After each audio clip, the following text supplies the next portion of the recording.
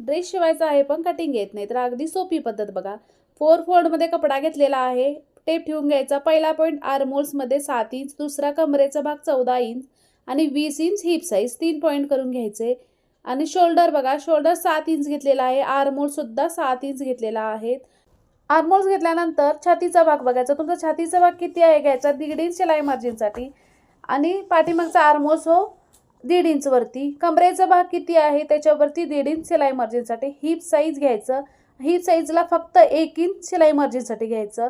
आणि ड्रेसचा बॉटम हे असे पॉईंट करून घ्यायचे आणि पूर्ण जॉईन करून घ्यायचं. समोरचा आर्महोल्स असतो तो 1 इंच वरती. 7, 14 आणि 20 असे 3 पॉईंट घ्यायचे.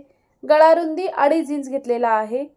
या पद्धतीने तुम्ही ड्रेसचं मेजरमेंट घ्या आणि ड्रेस कटिंग करून घ्या. अगदी सोपी पद्धत आहे. कशी वाटली पद्धत नक्की सांगा. व्हिडिओ आवडल्यास लाईक, शेअर आणि चॅनलला सबस्क्राईब पण करा.